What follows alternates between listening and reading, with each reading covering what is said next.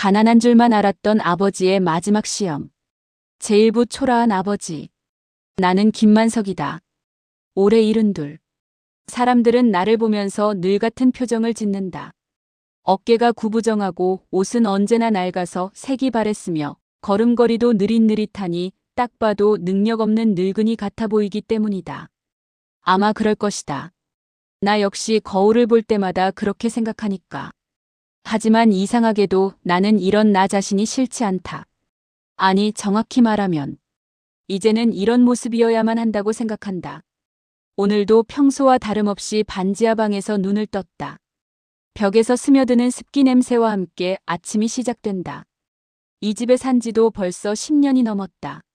새 아이가 모두 독립한 후 아내가 세상을 떠나고 나서부터 혼자 살기 시작했다. 아버지, 왜 그런 곳에서 살아요? 큰아들 준호가 가끔 이런 말을 한다. 얘는 지금 대치동에 아파트를 2채나 가지고 있다.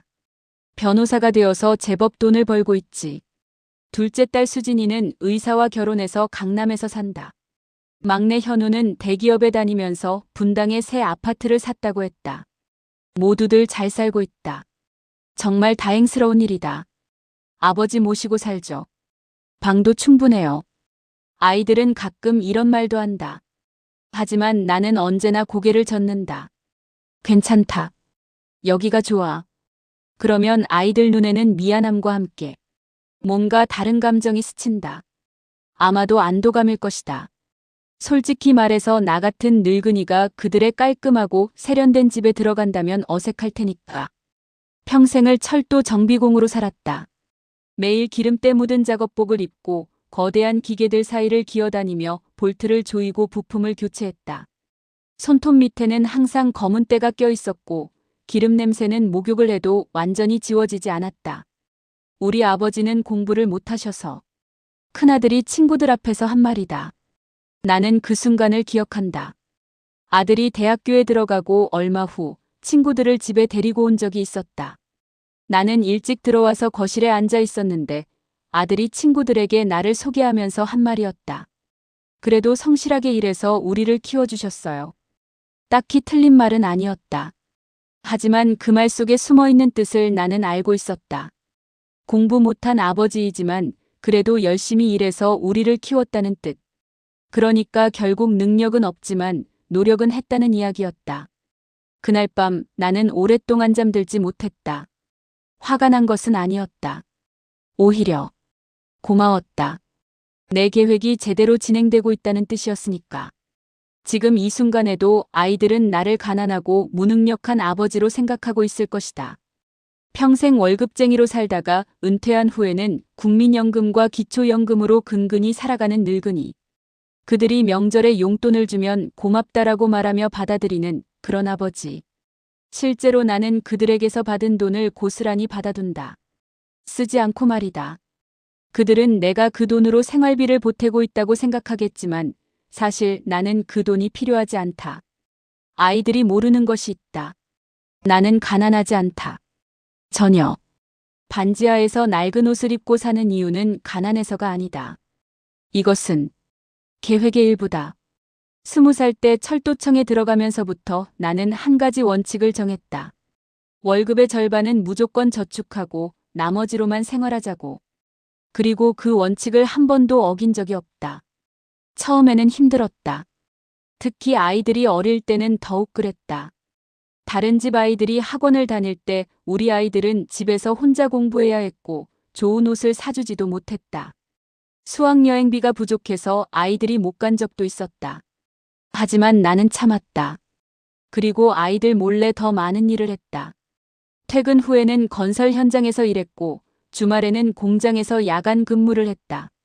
아이들은 아버지가 피곤해서 집에서 잠만 잔다고 생각했을 테지만 사실 나는 그 시간에도 돈을 벌고 있었다.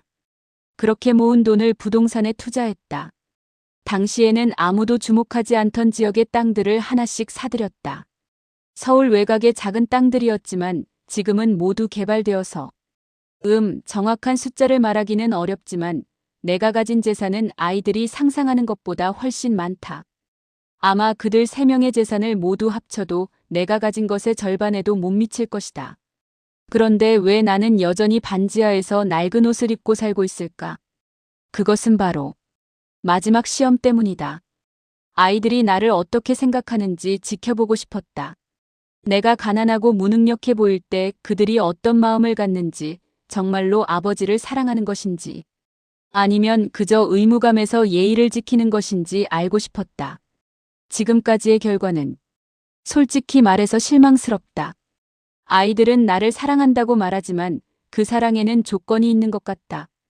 가난하지만 착한 아버지, 능력은 없지만 열심히 살아온 아버지로서의 나를 사랑하는 것 같다. 만약 내가 실제로는 부자라는 사실을 안다면 어떻게 될까? 그들이 갑자기 나에게 관심을 보이고 더 자주 찾아오고 더 친절해질까? 아니면 지금처럼 한 달에 한 번 안부 전화를 하고 명절에만 얼굴을 비출까? 나는 답을 알고 싶다. 그리고 그 답에 따라 내 재산을 어떻게 할지도 결정하고 싶다. 시계를 보니 오후 3시다. 오늘은 큰아들 준호가 올 예정이다.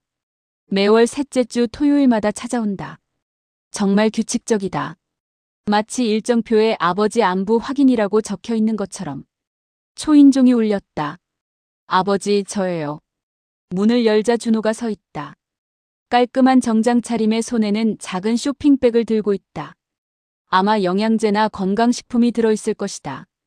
언제나 그런 것들을 사가지고 온다. 들어와. 네. 준호는 집안을 둘러보며 살짝 인상을 찌푸렸다. 이 표정도 익숙하다. 아버지가 왜 이런 곳에서 살까? 라는 표정. 하지만 곧 평소의 미소를 지으며 소파에 앉았다. 요즘 어떠세요? 그냥 그래. 건강은 괜찮으시고요? 응. 늘 이런 식이다. 형식적인 대화들. 준호는 30분 정도 머물다가 용돈을 주고 갈 것이다. 5만 원짜리 4장. 언제나 정확히 20만 원이다. 아버지, 이번에 새 아파트로 이사했거든요. 더 넓어졌어요. 그래? 좋겠네. 한번 놀러 오세요. 아이들도 할아버지 보고 싶어 해요. 거짓말이다. 아이들은 나를 조금 무서워한다. 낡은 옷을 입고 말수가 적은 할아버지가 어색한 것이다. 사실 나도 그 아이들이 어색하다. 내가 어릴 때와는 너무 다른 환경에서 자라고 있으니까. 시간 되면 가볼게. 네. 그리고 이것 좀 쓰세요. 역시 20만 원이다. 나는 고개를 숙여받는다. 고맙다. 저희가 더 자주 찾아뵈야 하는데. 요즘 일이 너무 바빠서. 괜찮다. 너희도 바쁜 거 아는데. 또 다른 형식적인 대화가 이어졌다. 날씨 이야기, 건강 이야기, 그리고 준호의 일 이야기. 나는 고개만 끄덕이며 들었다. 1시간 후 준호는 일어났다. 그럼 저는 이만 가볼게요. 다음 달에도 올게요. 응. 조심해서 가. 문이 닫히고 나서 나는 오랫동안 그 자리에 서 있었다. 과연 이 시험이 언제까지 계속될까? 나는 벌써 70이다. 남은 시간이 그리 많지 않다. 아이들이 진짜 나를 사랑하는지 아니면 그저 의무감에서 행동하는지 알고 싶다. 그리고 그 답을 확인하는 순간 나는 내 인생의 마지막 결정을 내릴 것이다. 아이들이 상상도 하지 못할 그 결정을. 제2부 도와주긴 싫고 책임지긴 귀찮다. 병원에서 나온 진단서를 손에 들고 집으로 돌아오는 길이 참 길게 느껴졌다. 당뇨 수치가 많이 높아졌네요. 그리고 무릎 관절도 많이 안 좋아졌고 혈압약도 바꿔서 드셔야겠어요. 의사 선생님의 말이 귀에 맴돌았다. 사실 몸이 예전 같지 않다는 건 이미 알고 있었다. 계단을 오를 때마다 숨이 차고 무릎이 시큰거렸다. 하지만 오늘 검사 결과를 보니 생각보다 심각했다. 정기적인 검진을 받으시고 물리치료도 병행하시는 게 좋겠습니다. 월 치료비는 대략 80만 원 정도 될 것 같네요. 80만 원. 내게는 전혀 부담되지 않는 돈이지만 아이들에게는 어떨까? 이제 진짜 시험이 시작될 때가 온 것 같았다. 집에 도착해서 가장 먼저 큰아들 준호에게 전화를 걸었다. 아버지. 준호의 목소리에는 평소와 다른 긴장감이 있었다. 내가 먼저 전화를 거는 일은 거의 없으니까. 응, 준호야. 오늘 병원에 다녀왔는데. 아, 네. 어떻게 나왔어요? 당뇨가 좀 심해졌다고 하네. 그리고 무릎도 안 좋고. 전화 너머로 준호가 한숨 쉬는 소리가 들렸다. 그래서 정기적으로 치료를 받아야 한다는데 한 달에 80만 원 정도 든다고 하더구나. 순간 전화선 너머가 조용해졌다. 준호가 뭔가 계산하고 있는 것 같았다. 아, 그렇군요. 80만 원이요? 목소리 톤이 확연히 바뀌었다. 조금 전까지만 해도 아버지 괜찮으세요? 라는 걱정이 담겨 있었는데 이제는 차갑고 계산적인 느낌이었다. 아버지, 국민건강보험으로는 얼마나 지원받을 수 있대요? 한 20만 원 정도. 나머지는 본인 부담이라고 하네.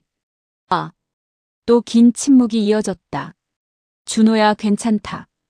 연금으로 어떻게든 해볼게. 아니에요. 저희가 도와드려야죠. 근데 솔직히 말씀드리면 요즘 제가 아파트 대출도 있고 아이들 교육비도 만만치 않아서 한 달에 80만 원을 온전히 저희가 부담하기는 좀. 역시였다. 돈 이야기가 나오자마자 태도가 180도 바뀌었다. 괜찮다고 했잖아. 내가 알아서 할게. 아니, 그게 아니라 수진이랑 현우도 있으니까 셋이서 나눠서 부담하면 한 사람당 한 달에 20만 원 정도. 그 정도면 저희도 할 수 있을 것 같은데. 제가 애들한테 얘기해 볼게요. 준호는 벌써 계산을 끝내고 있었다. 3등분으로 나누면 부담이 줄어든다는 계산. 아버지의 건강보다 돈이 먼저였다. 그래, 그렇게 해봐. 네. 제가 수진이랑 현우한테 연락해 볼게요. 아버지, 너무 걱정하지 마세요. 걱정하지 말라고. 웃긴 소리였다. 내가 걱정하는 건 돈이 아니라 너희들의 마음이다. 전화를 끊고 난 후 나는 소파에 앉아 천장을 바라봤다. 첫 번째 반응은 예상했던 대로였다. 이틀 후 둘째 딸 수진이에게서 전화가 왔다. 아버지, 오빠한테 들었어요. 많이 아프세요? 그냥 늙어서 그런 거지 뭐. 치료는 꼭 받으셔야 해요. 근데 오빠가 얘기한 그 치료비 말인데요. 역시 수진도 마찬가지였다. 안부 인사는 형식적이었고 진짜 관심사는 돈이었다. 한 달에 80만 원이라고 하던데 사실 그것보다는 요양원을 알아보시는 게 어떨까요? 요양원? 네. 집에서 혼자 계시면 위험하기도 하고 요양원에 계시면 간병도 받으시고 치료도 받으실 수 있잖아요. 수지는 벌써 요양원까지 알아봤나 보다. 비용이 얼마나 드는데? 제가 몇 군데 알아봤는데 괜찮은 곳이 월 120만 원 정도예요. 좀 저렴한 곳은 80만 원대도 있고요. 120만 원. 치료비보다 더 비싸다. 하지만 수진이 이런 제안을 하는 이유를 나는 알고 있었다. 요양원에 들어가면 매월 정해진 금액만 내면 되고 더 이상 신경 쓸 필요가 없어진다. 아버지를 돌보는 일에서 완전히 해방되는 거다. 그런데 아버지 연금으로는 부족하죠? 저희가 부족한 부분을 보태드려야 하는데 셋이서 나누면 한 사람당 월 40만 원 정도. 치료비보다는 조금 더 들지만 아버지가 더 안전하게 지내실 수 있잖아요. 계산이 빠르다. 월 40만 원이면 치료비를 나눠서 낼 때의 2배다. 하지만 수진에게는 그게 더 나은 선택인 모양이다. 한번 넣어두면 끝이니까. 나는 집에서 살고 싶어. 아, 네. 물론 아버지 뜻이 중요하죠. 제가 그냥 하나의 옵션으로 말씀드린 거예요. 어쨌든 치료는 받으셔야 하니까 저희가 도와드릴게요. 도와드린다는 말을 하면서도 목소리에는 내키지 않는 기색이 역력했다. 수진아, 괜찮다. 내가 알아서 할 테니까 너희는 신경 쓰지 마. 아니, 그럼 안 되죠. 저희가 자식인데 어떻게 아버지 혼자. 현우한테도 얘기해 볼게요. 전화를 끊은 후 나는 씁쓸하게 웃었다. 수지는 요양원 비용까지 미리 알아봐 놨다.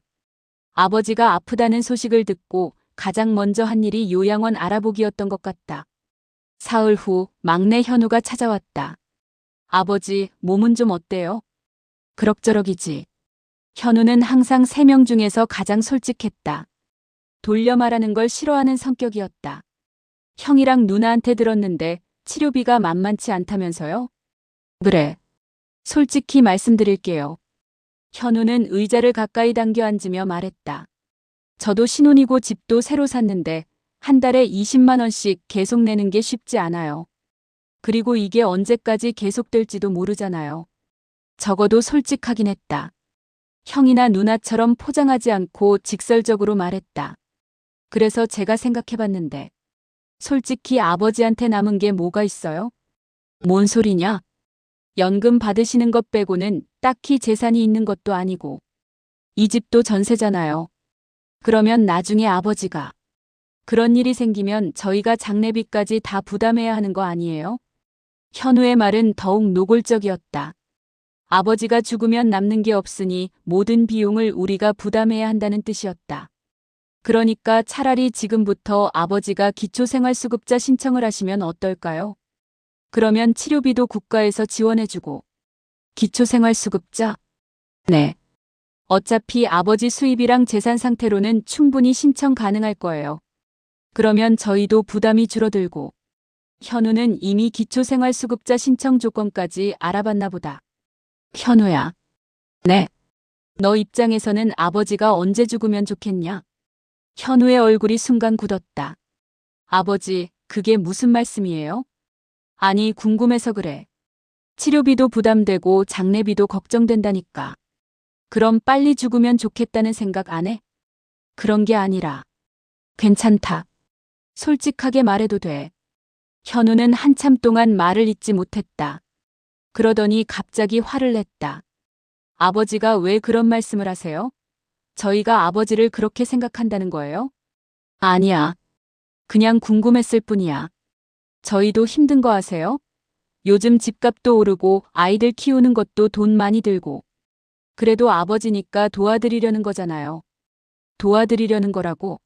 방금까지 기초생활수급자 신청하라고 했으면서. 그래, 알겠다. 고맙다.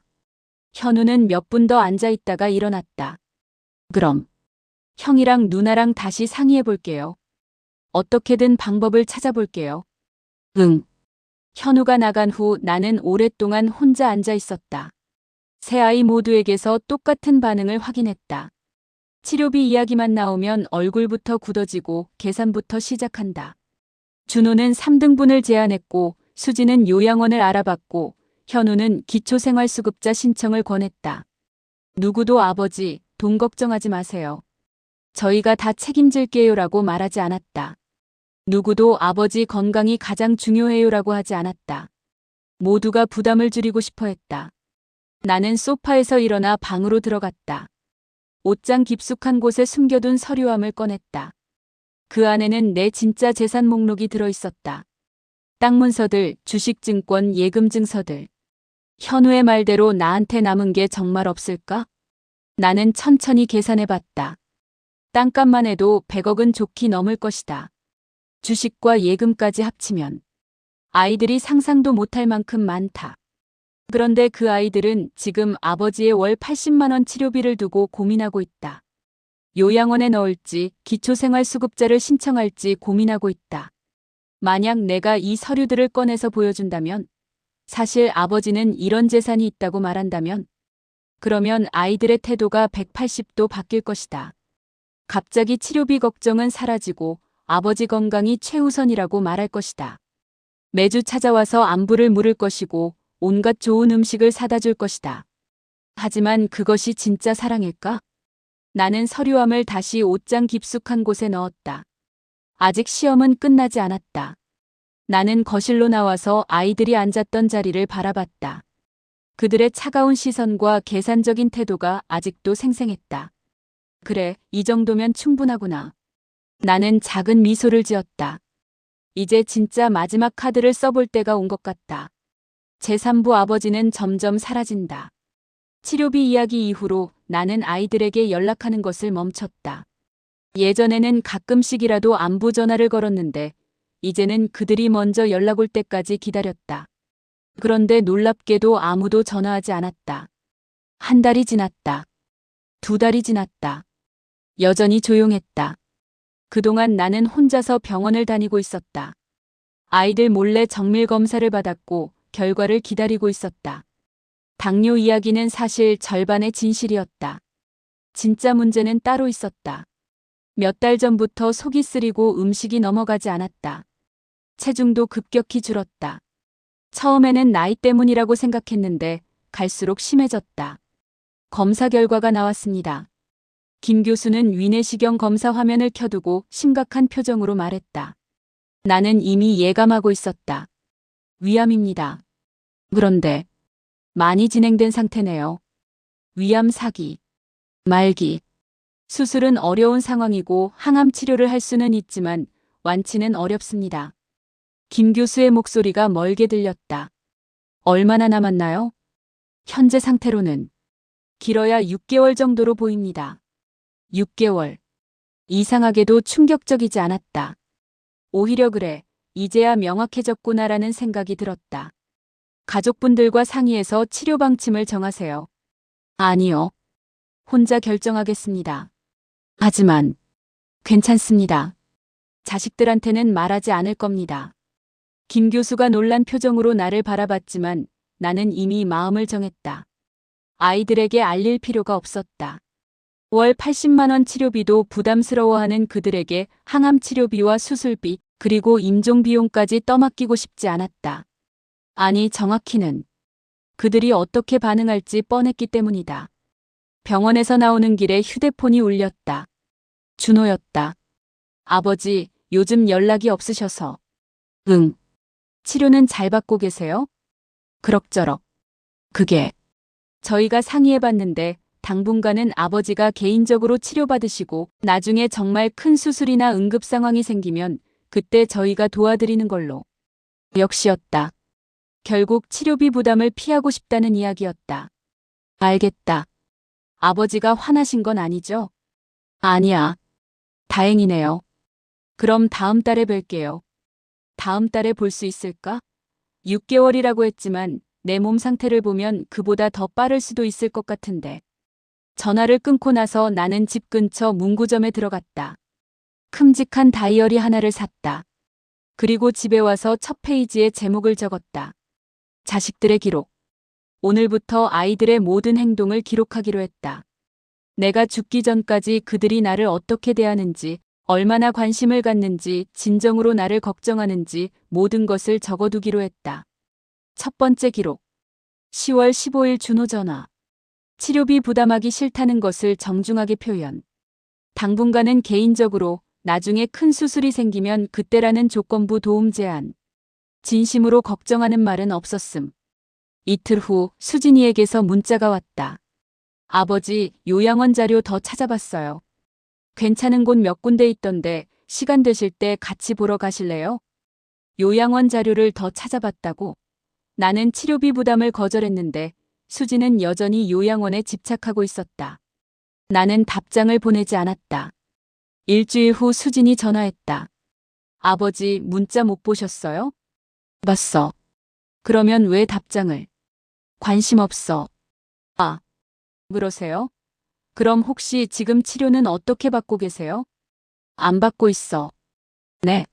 왜요? 돈이 없어서. 순간 전화선 너머가 조용해졌다. 아, 그럼 저희가. 됐어. 괜찮다. 아니에요. 저희가 도와드려야죠. 제가 오빠랑 현우한테 다시 얘기해 볼게요. 하지만 수진의 목소리에는 확신이 없었다.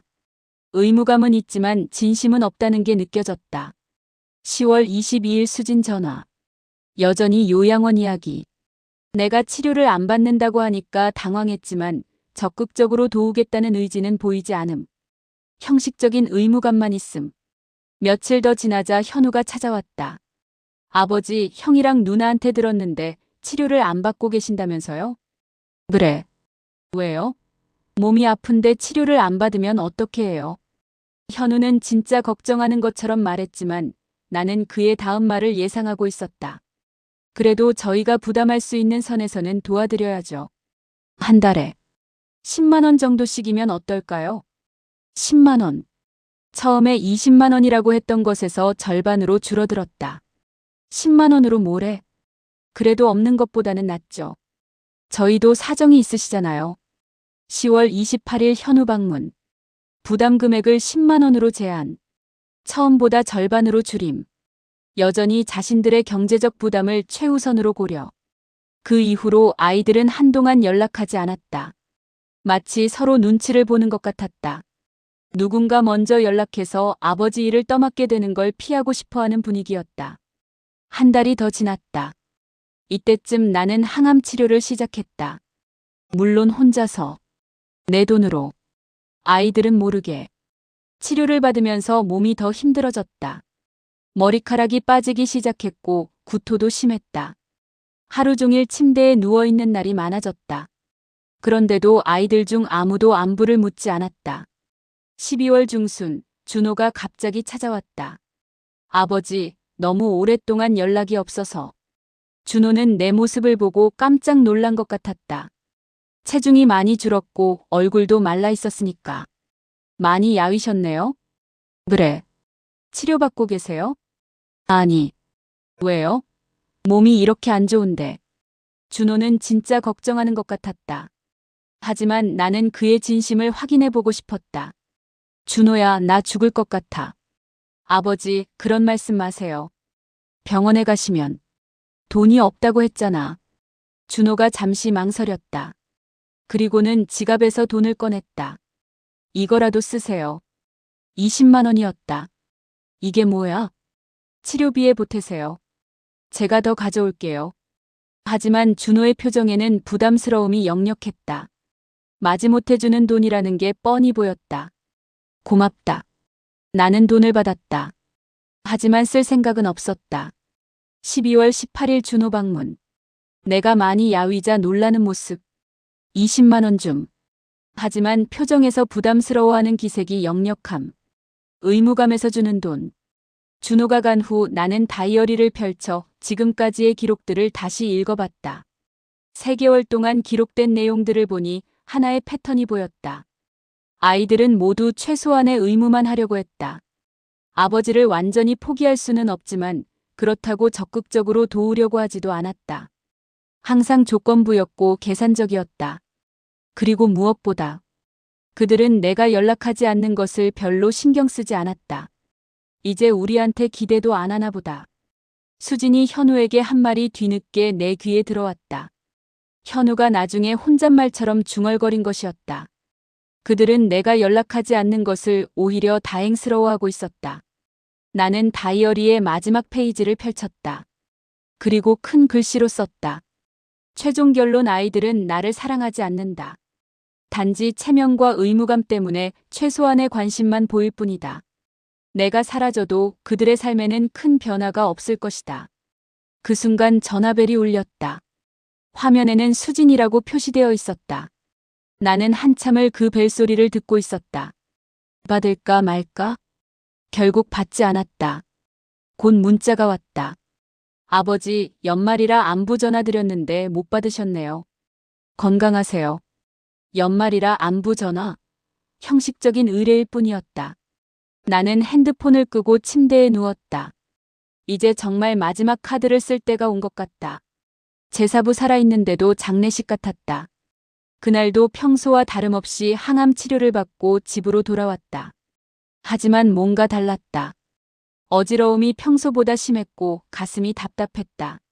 집 문을 여는 순간 온몸에 힘이 빠지면서 그대로 쓰러졌다. 의식을 잃기 직전 마지막으로 본 것은 천장에 녹슨 형광등이었다. 어르신, 어르신. 누군가 나를 흔들어 깨우는 소리가 들렸다. 눈을 뜨니 낯선 얼굴들이 보였다. 119 신고했어요. 곧 와요. 옆집 아주머니의 목소리였다. 복도에서 쓰러진 소리를 듣고 나왔다고 했다. 구급차 사이렌 소리가 점점 가까워졌다. 응급실에서 깨어났을 때는 이미 밤 10시가 넘어 있었다. 보호자분 연락 오셨나요? 간호사가 물었다. 나는 고개를 저었다. 가족분들 연락처 주시면. 괜찮습니다. 혼자 있을게요. 하지만 입원 수속도 해야 하고.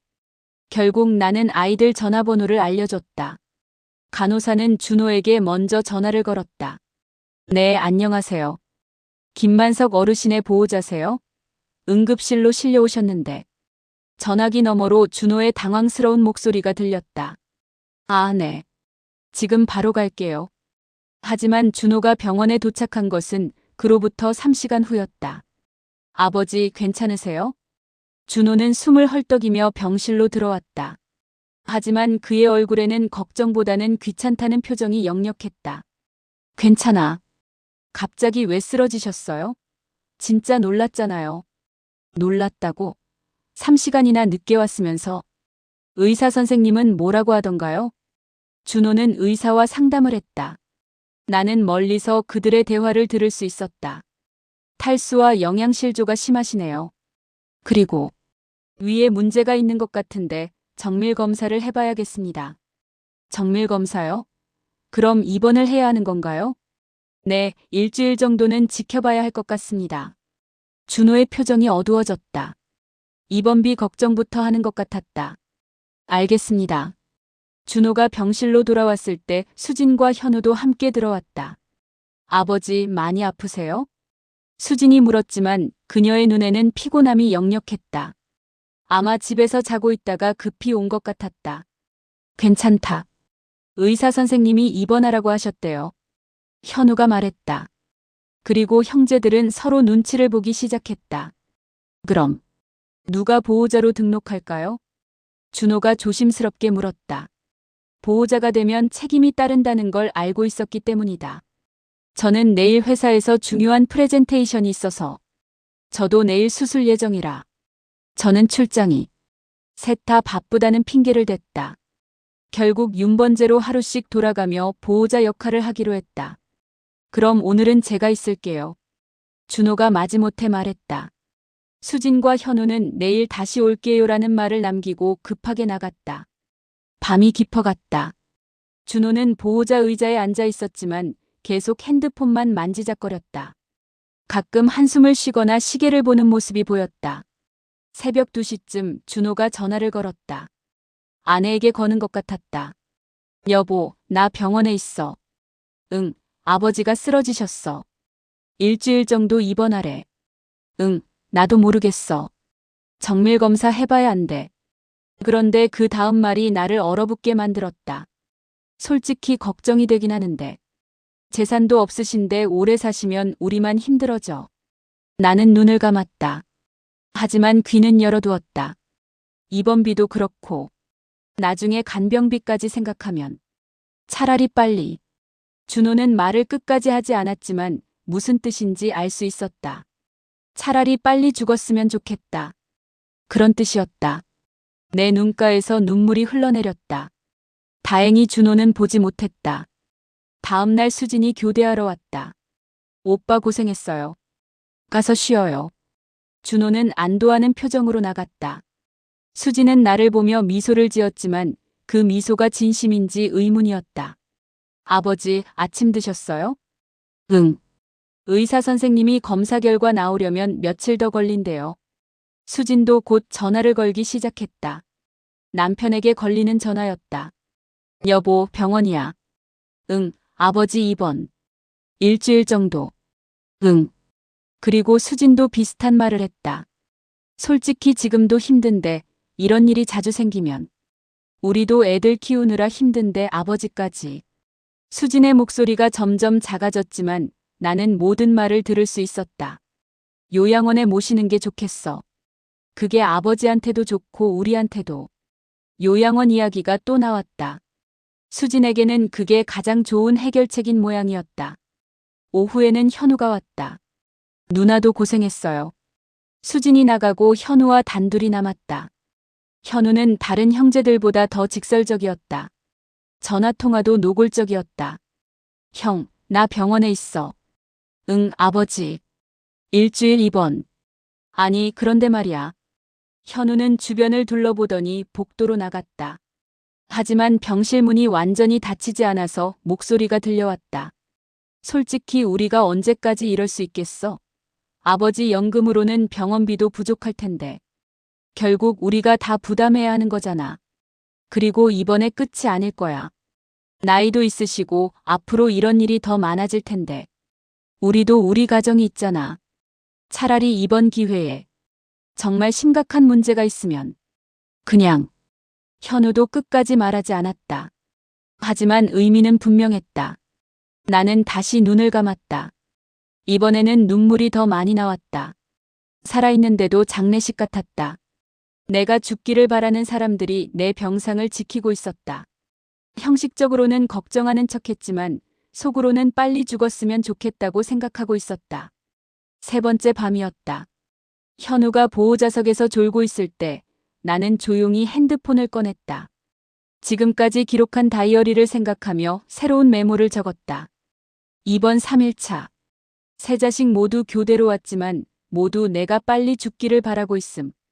재산이 없어서 부담만 된다고 생각함. 요양원 이야기도 계속 나옴. 그런데 이상했다. 이렇게 절망적인 상황에서도 나는 마음 한구석에서 작은 희망을 놓지 않고 있었다. 그래도 끝까지 확인은 해야지. 아직 진짜 마지막 카드를 쓰지 않았다. 정말 혹시 내가 죽는다고 하면 그들의 태도가 바뀔까? 돈 때문이 아니라 정말로 아버지를 잃는다는 슬픔 때문에. 나는 간병인을 불렀다. 실장님께 연락해주세요. 내일 퇴원하겠습니다. 하지만 검사 결과가 괜찮습니다. 집에서 쉬겠어요. 간병인은 의아해했지만 연락을 취했다. 다음 날 아침 현우가 놀라며 물었다. 아버지, 갑자기 왜 퇴원을? 집이 편해. 하지만 의사 선생님이 더 지켜봐야 한다고. 됐어. 현우는 당황했지만 퇴원 수속을 도와줬다. 아마 속으로는 다행이라고 생각했을 것이다. 더 이상 병원에 있을 필요가 없어졌으니까. 집으로 돌아오는 택시 안에서 나는 결심했다. 이제 정말 마지막 카드를 써볼 때가 왔다. 내가 죽는다고 했을 때 과연 그들은 어떻게 반응할까? 돈 이야기가 나올까? 아니면 정말로 아버지를 잃는 슬픔을 보여줄까? 마지막 시험이 시작될 것이다. 제오부 돈보다 사람이 먼저였던 시간. 집으로 돌아와 혼자 앉아 있으니 오래된 기억들이 하나씩 떠올랐다. 병실에서 들었던 아이들의 말이 계속 귀에 맴돌았다. 재산도 없는데 오래 사시면 우리만 힘들어져. 그 말을 들으며 나는 문득 궁금해졌다. 언제부터 내 아이들이 이렇게 변한 걸까? 아니면 내가 잘못 가르친 걸까? 서랍 깊숙한 곳에서 낡은 사진첩을 꺼냈다. 페이지를 넘기자 젊은 시절의 내 모습과 어렸던 아이들의 모습이 나타났다. 1982년 준호가 5살이던 해의 사진이었다. 그때 나는 30이 막 넘었고 철도 정비공으로 일한 지 10년째였다. 월급이 12만 원 정도였는데 그중 절반인 6만 원을 무조건 저축하고 나머지 6만 원으로 5 식구가 살았다. 힘들었다. 정말 힘들었다. 하지만 그때는 돈보다 다른 게 더 중요했다. 아빠, 친구들은 다 학원 다녀요. 초등학교에 들어간 준호가 어느 날 이렇게 말했다. 당시 우리 동네에도 학원이 하나씩 생기기 시작했다. 학원비가 얼마나 드는데? 한 달에 2만 원이요. 2만 원. 우리 생활비의 3분의 1이었다. 아내는 걱정스러운 표정으로 나를 바라봤다. 여보, 우리 형편에. 하지만 나는 준호의 눈을 보고 결심했다. 그 눈에는 친구들과 똑같이 하고 싶다는 간절함이 있었다. 다니자. 여보, 준호 학원 보내자. 내가 뭔가 방법을 찾아볼게. 그날부터 나는 야간 아르바이트를 시작했다. 퇴근 후 건설 현장에서 야간 경비원 일을 했다. 하루에 3-4시간씩 자면서 한 달에 3만 원을 더 벌었다. 그 돈으로 준호의 학원비를 댔다. 수진이가 태어났을 때도 마찬가지였다. 병원비가 15만 원 나왔어요. 당시 우리에겐 엄청난 돈이었다. 하지만 나는 주저하지 않았다. 저축해둔 돈을 꺼내서 냈다.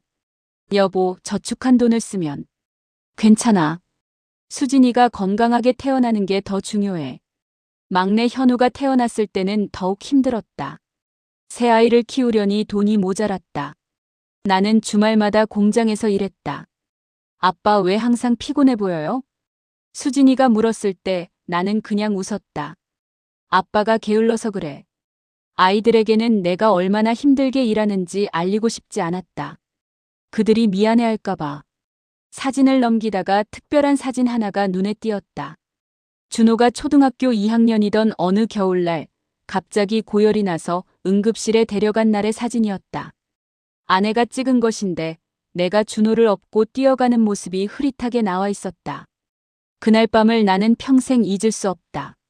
준호야, 괜찮아. 아빠가 있어. 준호는 40도가 넘는 열 때문에 의식이 흐릿했다. 나는 등에 업고 한겨울 찬바람을 뚫고 병원까지 뛰어갔다. 그때는 택시비도 아까웠고 버스는 끊어진 시간이었다. 3km를 뛰어갔다. 병원에 도착했을 때 나는 숨이 넘어갈 지경이었지만 준호부터 응급실에 맡겼다. 열성경련이에요. 빨리 와서 다행이네요. 의사 선생님의 말을 들으며 나는 그제야 안도했다. 그 밤 준호 옆에서 밤새 지키고 있을 때 아이가 깨어서 말했다. 아빠 고마워요. 뭐가? 업고 뛰어와줘서요. 무거웠죠? 무겁긴 우리 준호가 깃털 같은데. 그때 준호는 내 손을 꼭 잡았다. 그 작고 따뜻한 손의 느낌을 지금도 기억한다. 아빠, 저도 커서 아빠처럼 될래요. 아빠처럼? 네. 가족을 지키는 사람이요. 그 말을 들으며 나는 눈물이 날 뻔했다. 내가 하는 일이 헛되지 않다는 생각이 들었다. 수진이에게도 비슷한 기억이 있다. 중학교 2학년 때 수진이가 친구들과 놀러 갔다가 계단에서 넘어져 발목을 다친 적이 있었다. 친구 엄마가 전화를 해왔다. 수진이가 다쳤는데 부모님이 오셔야겠어요. 나는 회사에서 조퇴를 내고 달려갔다. 수진이는 아파서 울고 있었다. 아빠. 수진이를 업고 병원에 갔다. 다행히 큰 부상은 아니었지만 일주일 정도 목발을 짚어야 했다. 아빠, 제가 무거워요? 전혀 안 무거워. 정말요? 정말이야. 우리 딸은 천사니까 날아다녀. 수진이가 깔깔 웃었다. 아파도 웃는 모습이 예뻤다. 그 일주일 동안 나는 매일 수진이를 업고 학교에 데려다주고 하교할 때도 데리러 갔다. 회사에서 일찍 나와야 해서 눈치를 보기도 했지만 수진이가 더 중요했다. 아빠, 친구들이 아빠가 젊어 보인대요. 그래? 네. 그리고 친구들 아빠는 바빠서 못 온다는데 아빠는 맨날 와주시잖아요. 아빠가 딸바보라서 그래. 딸바보가 뭐예요? 딸을 너무너무 사랑하는 아빠를 말해. 수진이는 내 목을 꼭 안았다. 저도 아빠 바보예요. 현우에 대한 기억도 떠올랐다. 막내라서 더 애지중지했을지도 모른다. 현우가 고등학교 2학년 때 친구들과 어울리느라 늦게 들어오는 날이 많았다. 아내는 걱정했지만 나는 달랐다. 괜찮아. 나이가 되면 친구들과 어울리고 싶은 법이야. 하지만 어느 날 밤 12시가 넘어도 현우가 들어오지 않았다. 아내가 걱정하니까 나는 직접 찾아 나섰다. PC방, 당구장, 노래방을 다 돌아다녔다. 마지막에 한 편의점 앞에서 친구들과 앉아있는 현우를 발견했다. 현우야. 아, 아빠. 현우는 당황했다. 친구들 앞에서 아빠가 나타난 게 부끄러웠을 것이다. 집에 가자. 아, 네. 집으로 가는 길에 현우가 조심스럽게 물었다. 아빠 화나셨어요? 아니야. 정말요? 응. 엄마가 걱정해서 그래. 아빠는 걱정하지 않으셨어요? 나는 잠시 생각해봤다. 걱정했지. 하지만 현우를 믿어. 뭘요? 나쁜 일은 안 할 거라고. 현우가 갑자기 걸음을 멈췄다. 아빠. 왜? 고마워요. 친구들 앞에서 혼내지 않아서. 그런 걸로 뭘. 저 정말 나쁜 일 안 해요. 그냥 친구들이랑 놀고 싶었을 뿐이에요. 알고 있어. 그날 밤 현우는 내 방에 와서 한참 앉아 있었다. 아빠, 제가 커서 돈 많이 벌면 아빠한테 용돈 드릴게요. 그래? 네. 매달 100만 원씩. 100만 원.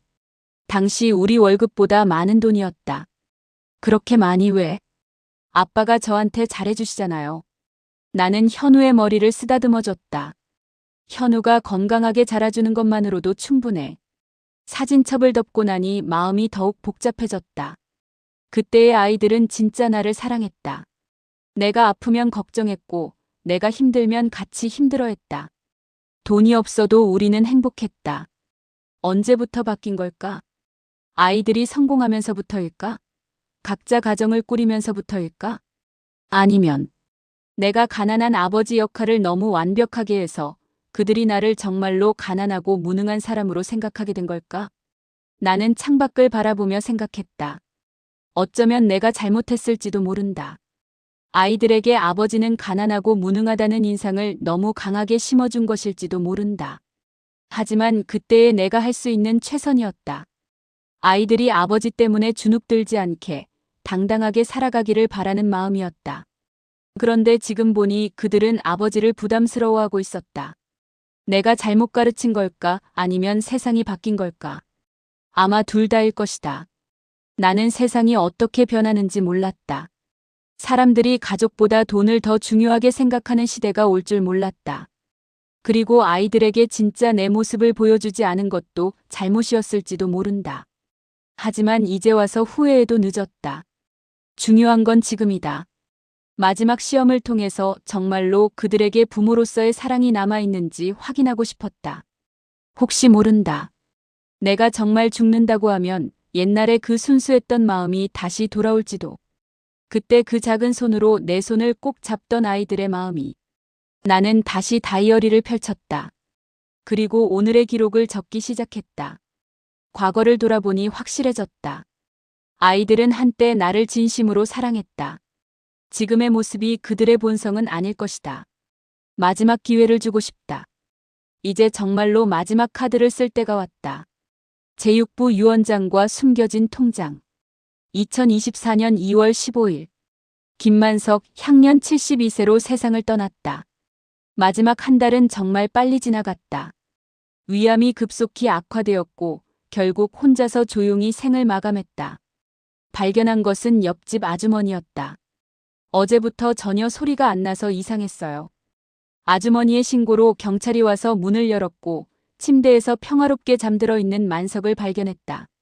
침대 옆 테이블에는 깔끔하게 정리된 서류들과 편지 한 통이 놓여 있었다. 준호에게 연락이 갔다. 아버지가 돌아가셨답니다. 준호는 놀랐지만 목소리에는 예상했던 일이라는 뉘앙스가 섞여 있었다. 지난 한 달 동안 아버지가 급격히 야위어가는 것을 봤으니까. 알겠습니다. 지금 가겠습니다. 수진과 현우에게도 연락이 갔다. 세 형제는 반지하 집에서 만났다. 아버지의 시신 앞에서 그들의 표정은 복잡했다. 슬픔보다는 당황스러움이 더 큰 것 같았다. 갑자기 이렇게. 수진이 중얼거렸다. 장례는 어떻게 하지? 현우가 현실적인 질문을 던졌다. 일단 가장 간단하게. 화장으로 하자. 준호가 결정했다. 비용을 최소화하려는 의도였다. 장례식장은 가장 저렴한 곳으로 정했다. 조화도 최소한으로, 음식도 간단하게. 세 형제는 장례 비용을 3등분해서 부담했다. 아버지 지인분들은 연락해야 하나? 글쎄. 아버지가 사귀던 사람이 있나? 잘 모르겠어. 그냥 우리끼리 하자. 3일장으로 치렀다. 안녕하세요. 조문객은 거의 없었다. 몇몇 동네 아는 사람들과 회사 동료 몇 명이 전부였다. 장례식이 끝나고 나서 진짜 문제가 시작됐다. 이제 뭐부터 해야 하지? 일단 집 정리하고 아버지 재산이 얼마나 되는지 알아봐야지. 재산. 그 말이 나오자 세 형제의 눈빛이 달라졌다. 솔직히 별로 없을 거 아니야? 연금 받으시던 것 말고는. 이 집도 전세니까. 전세금은 받을 수 있겠지? 전세금이 얼마였지? 그들은 장래보다 재산에 더 관심이 많아 보였다. 집을 정리하기 시작했다. 낡은 가구들, 오래된 옷가지들. 모든 것이 가난한 노인의 소박한 살림을 보여주었다. 그런데 옷장 깊숙한 곳에서 서류 가방 하나를 발견했다. 이게 뭐지? 준호가 가방을 열어보니 각종 서류들이 깔끔하게 정리되어 있었다. 그리고 맨 위에 봉인된 편지 하나가 있었다. 변호사 박철수에게 전달할 것. 변호사? 아버지가 변호사를 알고 계셨나? 세 형제는 서로를 바라봤다. 아버지가 변호사와 무슨 일이 있었는지 전혀 몰랐다. 편지에 적힌 연락처로 전화를 걸었다. 안녕하세요. 박철수 변호사 사무실입니다. 안녕하세요. 김만석 씨 아들입니다. 아버지가 돌아가셨는데 선생님께 전달하라는 편지가 있어서. 아, 김만석 어르신. 삼가 고인의 명복을 빕니다. 언제 시간 되시면 사무실로 오시겠어요? 유언장 집행을 해야 합니다. 유언장. 세 형제는 또 한 번 놀랐다. 3일 후 변호사 사무실에서 만났다. 박철수 변호사는 50대 중반의 차분한 인상이었다. 고인께서는 3년 전부터 저와 상담을 해오셨습니다. 유언장 작성과 재산 정리에 관해서요. 재산이요? 준호가 되물었다. 네. 상당한 재산을 보유하고 계셨습니다. 우선 유언장부터 공개하겠습니다. 변호사는 봉인된 유언장을 꺼내 개봉했다. 김만석의 유언장입니다. 나는 이 유언장을 정신이 온전한 상태에서 작성한다. 먼저 내 자식들에게 고백할 것이 있다. 너희들이 생각하는 것과 달리 나는 가난하지 않았다. 현재 거주하고 있는 반지하 집은 내가 소유한 건물의 한 부분이다. 이 건물은 15년 전에 매입했으며 현재 시가 약 12억 원 상당이다. 또한 다음의 재산을 보유하고 있다. 서울 강남구 논현동 토지 300평 현재 시가 약 30억. 인천 송도 아파트 두 채 시가 각 5억씩 총 10억. 부산 해운대 토지 500평 시가 약 8억. 예금 및 주식 총 5억. 총 재산은 약 65억 원이다. 이 모든 재산은 평생의 절약과 투자로 모은 것이다. 그런데 왜 나는 가난한 척 살았는가? 변호사의 목소리가 계속되었지만 세 형제는 아무 말도 할 수 없었다. 65억 원? 아버지가? 그 반지하 집에서 낡은 옷을 입고 살던 아버지가? 잠깐요. 준호가 손을 들었다. 이게 정말인가요? 모든 서류가 여기 있습니다. 토지대장, 등기부등본, 통장 사본들. 변호사는 두꺼운 파일을 테이블 위에 놓았다. 수진이 손으로 입을 막았다. 현우는 멍하게 천장만 바라봤다. 계속 읽겠습니다. 왜 나는 가난한 척 살았는가? 그것은 마지막 시험이었다. 나는 내 자식들이 나를 돈 때문에 사랑하는지 아니면 진정으로 아버지로서 사랑하는지 알고 싶었다. 지난 몇 년 동안 나는 너희들의 모든 행동을 기록했다. 치료비 이야기만 나오면 얼굴이 굳어지는 모습 요양원을 알아보며 나를 격리시키려는 시도 기초생활수급자 신청을 권하는 말들, 병원에서 재산도 없는데 오래 사시면 우리만 힘들어진다고 한 말들. 모든 것을 다 들었고 다 기록했다. 세 형제의 얼굴이 창백해졌다. 아버지가 듣고 계셨다고요? 수진이 떨리는 목소리로 물었다. 변호사는 고개를 끄덕였다. 고인께서는 모든 것을 기록해 두셨습니다. 여기 다이어리가 있습니다. 테이블 위에 두꺼운 다이어리가 놓였다. 표지에는 자식들의 기록이라고 적혀 있었다. 계속 읽겠습니다. 결론적으로 나는 실망했다. 내 자식들은 나를 사랑하지 않았다. 단지 의무감과 체면 때문에 최소한의 관심만 보였을 뿐이다. 따라서 다음과 같이 재산을 처분한다. 내가 가진 모든 재산은 지난 3년 동안 나를 가장 사람답게 대해준 한 사람에게 전액 상속한다. 그 사람은 옆집에 사는 박순자 여사이다. 박순자 여사는 내가 아프거나 힘들 때마다 챙겨주었다. 돈을 바라지 않고 그저 이웃의 정으로 나를 도와주었다. 반찬을 나눠주고 병원에 갈 때 함께 가주었고 마지막까지 내 안부를 걱정해 주었다. 진정한 사랑이 무엇인지를 보여준 유일한 사람이다. 변호사가 마지막 문장을 읽었다. 내 자식들에게는 각자 1억씩만 남긴다. 이것도 많은 것이다. 나머지 62억은 박순자 여사에게 상속한다. 이것이 내 마지막 결정이다. 김만석. 사무실이 조용해졌다. 세 형제는 서로를 바라보다가 동시에 고개를 떨어뜨렸다. 이것이 고인의 최종 의사입니다. 법적으로 완전히 유효한 유언장입니다. 박철수 변호사가 말했다. 그러면 우리는 각자 1억씩 받으시게 됩니다. 준호는 주먹을 꽉 쥐었다. 이건 말이 안 돼요. 옆집 아주머니가 60억을 가져간다고요? 고인의 유언입니다. 법적으로 이의 신청할 수 있나요? 법정상 속분의 2분의 1을 유류분반한 청구 소송으로 받으실 수 있습니다. 소송까지 가면 아버지를 2번 죽이는 것 같아. 그래. 그 돈 우리가 받을 자격이 있을까? 마지막으로 고인께서 당신들에게 남기신 편지가 있습니다. 변호사가 세 통의 편지를 꺼냈다. 각자의 이름이 적혀 있었다. 그들은 떨리는 손으로 편지를 받았다. 과연 그 편지에는 무엇이 적혀 있을까? 아버지의 마지막 말은 무엇이었을까? 제7부 상속자는 없었다. 세 형제는 각자의 편지를 받아들고 변호사 사무실을 나왔다. 하지만 아무도 편지를 열어보지 않았다. 차 안에서 집에 가는 길에서도 그 편지는 그대로 봉인된 채로 남아 있었다. 준호는 집에 도착해서야 편지를 펼쳤다. 준호에게 너는 언제나 똑똑했다. 공부도 잘했고 변호사가 되어 성공했다. 아버지로서 자랑스럽다. 하지만 너는 언제부터인가 사람을 돈으로 판단하기 시작했다. 아버지가 가난하니까 무능하다고 생각했고 치료비가 부담스러우니까 3등분을 제안했다. 너에게 묻는다. 너의 성공은 누구 덕분이었나? 아버지가 밤낮으로 일해서 학원비를 마련하고 대학 등록금을 댄 것을 기억하는가? 너는 그것을 당연하게 여겼다. 아버지가 아플 때 너는 부담스러워했다. 하지만 너의 아버지는 내가 아플 때 밤새 업고 병원을 뛰어갔다. 사랑은 계산이 아니다. 하지만 너는 모든 것을 계산했다. 나는 내가 다시 예전의 따뜻한 마음을 찾기를 바란다. 준호는 편지를 읽으며 눈물이 났다. 아버지의 말이 하나하나 가슴에 박혔다. 수진이도 집에서 편지를 읽었다. 수진아, 너는 어렸을 때 아버지를 가장 많이 닮은 아이라고 했다. 착하고 순수했다. 하지만 의사와 결혼한 후 너는 변했다.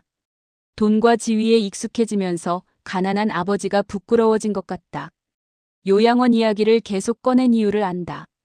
아버지를 격리시켜서 더 이상 신경 쓰지 않으려는 것이었다. 하지만 기억하는가? 내가 다쳤을 때 아버지가 매일 업고 다녔던 것을. 그때는 요양원에 보내지 않았다. 딸이 소중했기 때문이다. 이제 아버지는 소중하지 않은가? 사랑에는 조건이 없다. 하지만 너는 조건을 붙였다. 수진이는 바닥에 주저앉아 울었다. 자신의 행동이 얼마나 잔인했는지 깨달았기 때문이다. 현우의 편지는 가장 짧았다. 현우야, 솔직히 아버지한테 남은 게 뭐가 있냐는 내 말을 기억한다. 아버지한테 남은 게 뭐가 있었는지 이제 알겠지? 하지만 정말 중요한 것은 돈이 아니었다. 사랑이었다. 그리고 그 사랑을 너희는 저버렸다. 세 형제는 다음 날 다시 변호사 사무실에 모였다. 어제 편지를 읽으셨죠? 박철수 변호사가 물었다. 세 사람 모두 고개를 끄덕였다. 모두 눈이 빨갛게 부어 있었다. 그런데 아직 끝나지 않았습니다. 네. 고인께서 마지막 영상 메시지를 남기셨습니다. 변호사가 노트북을 켰다. 화면에 김만석의 모습이 나타났다. 여전히 낡은 옷을 입고 있었지만 눈빛은 또렷했다. 언제 촬영한 것인지 알 수 없었다. 나의 세 자식들아. 화면 속 아버지가 말했다. 세 형제는 숨을 죽이고 화면을 바라봤다. 너희가 이 영상을 보고 있다는 것은 내가 이미 세상을 떠났다는 뜻이겠구나. 그리고 유언장도 확인했을 것이다. 준호가 주먹을 쥐었다. 놀랐지? 아버지가 가난하지 않았다는 것이. 오히려 너희보다 훨씬 많은 재산을 가지고 있었다는 것이. 화면 속 아버지는 잠시 멈췄다. 그리고 깊은 한숨을 쉬었다. 하지만 나는 더 큰 것을 잃었다. 바로 너희들의 사랑이다. 수진이가 울음을 참으려고 입술을 깨물었다. 돈은 쌓아두면 종이에 불과하다. 하지만 마음은 남는다. 사랑은 영원히 남는다. 나는 그것을 너희에게 가르쳐주고 싶었다. 화면 속 아버지의 목소리가 떨렸다. 하지만 너희는 내 시험에서 낙제했다. 치료비 80만 원도 부담스러워하고 요양원에 보내려고 하고 빨리 죽기를 바랐다. 현우가 고개를 떨어뜨렸다. 특히 병원에서 들은 너희들의 말. 재산도 없는데 오래 사시면 우리만 힘들어진다는 말을 들었을 때 나는 정말로 절망했다. 화면 속 아버지가 잠시 멈췄다. 눈가에 눈물이 맺혔다. 하지만 그래도 너희는 내 자식들이다. 마지막 기회를 주고 싶었다. 기회라고요? 준호가 중얼거렸다. 박순자 여사에게 62억을 물려준다는 유언장. 그것도 거짓말이었다. 세 형제의 눈이 커졌다. 박순자 여사께는 이미 5억을 드렸다. 나를 진심으로 돌봐주신 고마움의 표시로. 하지만 나머지 재산은 다른 곳에 갔다. 화면 속 아버지가 서류를 들어 보였다. 모든 재산은 무연고 노인지원재단과 노인무료의료원에 기부했다. 뭐라고요? 수진이가 소리쳤다. 너희는 내 돈을 상속받을 준비가 되어 있지 않다. 돈을 받으면 더욱 차가운 사람이 될 것이다. 화면 속 아버지는 담담했다. 대신 그 돈은 정말 도움이 필요한 사람들에게 쓰일 것이다. 나처럼 자식들에게 버림받은 노인들, 치료비가 없어서 고생하는 사람들을 위해서. 현우가 의자에서 일어났다. 아버지, 이건 너무해요. 하지만 화면 속 아버지는 이미 녹화된 영상이었다. 너무하다고 생각하는가? 하지만 너희가 나에게 한 일을 생각해 보아라. 아버지의 목소리가 조금 더 단호해졌다. 나는 평생 너희를 위해 살았다. 월급의 절반을 저축해서 너희 교육비를 마련했고, 야간 아르바이트까지 해가며 너희의 꿈을 지원했다. 하지만 너희는 나를 부담스러워했다. 돈이 들까봐 걱정했다. 나의 아픔보다 너희의 지갑을 더 걱정했다. 세 형제는 아무 말도 할 수 없었다. 그래도 나는 너희를 사랑한다. 여전히 사랑한다. 하지만 사랑에도 한계가 있다. 화면 속 아버지가 미소를 지었다. 슬프지만 평화로운 미소였다. 이제 너희는 선택해야 한다. 돈을 잃고 사랑을 찾을 것인가? 아니면 돈도 사랑도 모두 잃을 것인가? 아버지. 수진이가 화면을 향해 손을 뻗었다. 내가 바라는 것은 단 하나다. 너희가 예전의 따뜻한 마음을 되찾는 것이다. 서로를 사랑하고 도움이 필요한 사람을 도울 수 있는 마음을. 화면 속 아버지의 모습이 흐릿해지기 시작했다. 그것만 있으면 돈은 문제가 되지 않는다. 나처럼 맨손에서 시작해서 큰 돈을 모을 수도 있다. 하지만 마음을 잃으면 모든 것을 잃는 것이다. 마지막으로. 사랑한다, 내 아이들아. 비록 너희가 나를 실망시켰지만 너희는 여전히 내 자식들이다. 영상이 끝났다. 변호사 사무실은 조용했다. 세 형제는 서로를 바라보다가 동시에 울음을 터뜨렸다. 이제야 깨달았다. 그들이 잃은 것이 무엇인지. 돈이 아니라 아버지였다. 그리고 그 아버지를 다시는 볼 수 없다는 것을. 정말 끝인가요? 준호가 떨리는 목소리로 물었다. 법적으로는 그렇습니다. 하지만 박철수 변호사가 말을 멈췄다. 하지만 고인께서 마지막에 이런 말씀을 하셨습니다. 만약 아이들이 정말로 회개한다면 작은 기회를 주고 싶다고. 세 형제의 눈에 희망이 섰다. 어떤 기회요? 그것은 여러분이 스스로 찾아야 할 것 같습니다. 그날 밤 세 형제는 처음으로 함께 아버지의 집을 찾았다. 반지하의 작은 방에서 그들은 밤새 아버지의 흔적들을 찾아보았다. 그리고 아버지가 얼마나 자신들을 사랑했는지, 얼마나 그리워했는지를 조금씩 알아갔다. 아직 늦지 않았다. 아버지가 남긴 마지막 숙제를 풀어야 할 때였다. 제8부 새로운 삶 완결. 아버지의 장례식이 끝나고 3개월이 지났다. 세 형제는 여전히 그날 밤 아버지의 반지하 집에서 함께 보낸 시간을 잊을 수 없었다.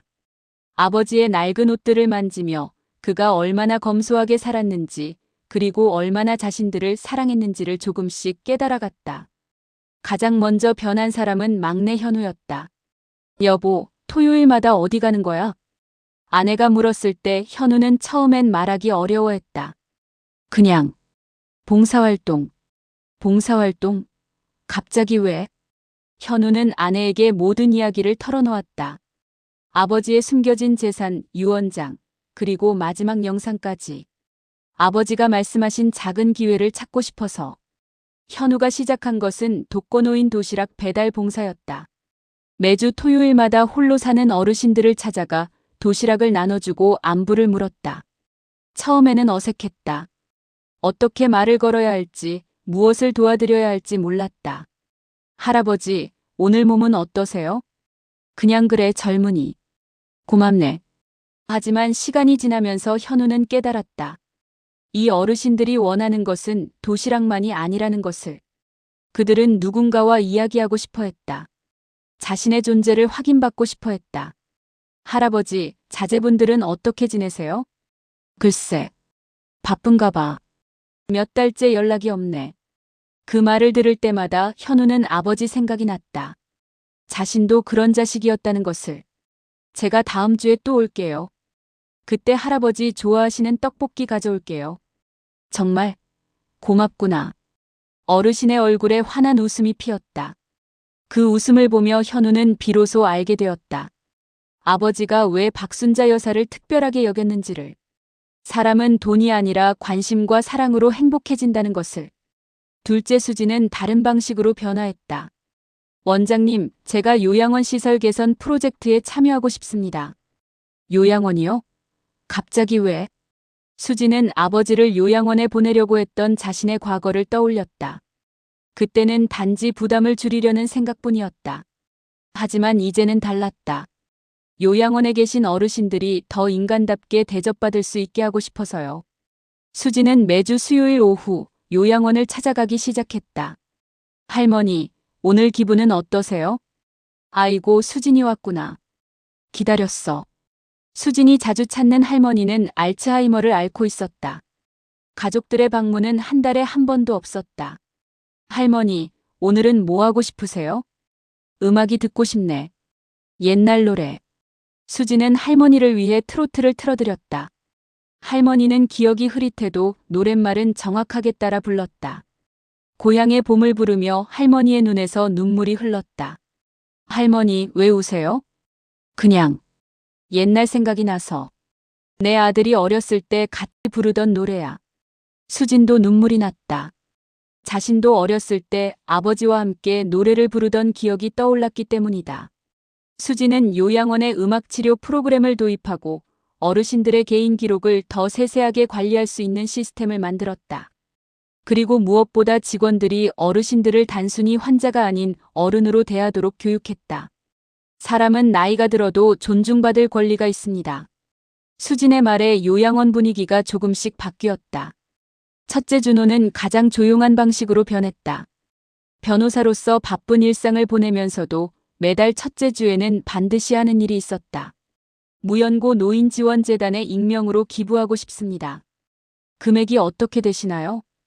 200만 원입니다. 준호는 자신의 월급의 일부를 꾸준히 기부했다. 아버지가 전 재산을 기부한 그 재단에. 처음에는 죄책감 때문이었다.